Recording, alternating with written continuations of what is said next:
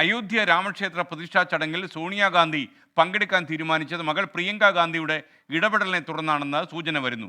ക്ഷേത്രം ബി.ജെ.പിയുടെ രാഷ്ട്രീയ നേട്ടമല്ലെന്ന വാദം ഉന്നയിക്കണമെങ്കിൽ ചടങ്ങിൽ പങ്കെടുക്കണമെന്ന് കോൺഗ്രസ് ഉത്തർപ്രദേശ് ഘടകം അഭിപ്രായപ്പെട്ടു.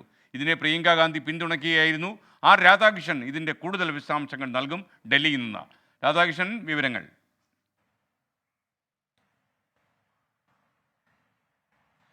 SKN ഉത്തർപ്രദേശിന്റെ ചുമതലയുള്ള AICC ജനറൽ സെക്രട്ടറി ആയിരുന്നു പ്രിയങ്ക ഗാന്ധി. മാത്രമല്ല, പ്രിയങ്ക ഗാന്ധി എല്ലാ ഇടങ്ങളിലും ഉത്തർപ്രദേശിലെ എല്ലാ ഹൈന്ദവ ആരാധനാലയങ്ങളും സന്ദർശിക്കുകയും മൃദു ഹിന്ദുത്വ നയം, കോൺഗ്രസിന്റെ നയത്തിന് പിൻബലം നൽകുന്ന വിധത്തിലുള്ള നയസമീപനങ്ങൾ സ്വീകരിക്കുകയും പ്രസ്താവനകളൊക്കെ നടത്തുകയും ചെയ്തിരുന്നതാണ്. പ്രിയങ്ക ഗാന്ധി വാരണാസിയിൽ മത്സരിച്ചേക്കും പ്രധാനമന്ത്രി നരേന്ദ്രമോദിക്ക് എതിരെ എന്നുള്ള അഭ്യൂഹങ്ങളും ശക്തമായി നിൽക്കുന്ന ഒരു സാഹചര്യമാണുള്ളത്. ഈ ഒരു അവസ്ഥയിലാണ് ഇപ്പോൾ സോണിയാഗാന്ധി ഒരുപക്ഷെ ഈ 3 മുതിർന്ന കോൺഗ്രസ് നേതാക്കളെ വിളിച്ചതിൽ സോണിയാഗാന്ധി ക്ഷണം സ്വീകരിച്ച് അവിടേക്ക് നേരിട്ട് പോകാനായിട്ടുള്ള ഒരു തീരുമാനം കൈക്കൊണ്ടിരിക്കുന്നത്. ഇത് ഔദ്യോഗികമായിട്ട് പ്രഖ്യാപിച്ചിട്ടില്ലെങ്കിലും ഇതിന് പിന്നിൽ, ഇത്തരത്തിലുള്ള ഒരു തീരുമാനത്തിന് പിന്നിൽ പ്രിയങ്ക ഗാന്ധിയാണ് ഉള്ളത് എന്നാണ് ഇപ്പോൾ കോൺഗ്രസ് വൃത്തങ്ങൾ തന്നെ വ്യക്തമാക്കുന്നത്. പ്രിയങ്ക ഗാന്ധി കോൺഗ്രസ് ഘടകത്തിന്റെ, ഉത്തർപ്രദേശ് ഘടകത്തിന്റെ അഭിപ്രായം സോണിയാഗാന്ധി സ്വീകരിക്കണം എന്ന നിർദ്ദേശം മുന്നോട്ട് വയ്ക്കുകയായിരുന്നു. കാരണം റായ്ബറേലിയിൽ നിന്നുള്ള MP എന്ന രീതിയിൽ ഉത്തർപ്രദേശ് ഘടകത്തിന്റെ അഭിപ്രായം സോണിയാഗാന്ധി തള്ളിക്കളയരുത് എന്ന നിലപാട് സ്വീകരിച്ചത് പ്രിയങ്ക ഗാന്ധിയാണ്. തുടർന്നാണ്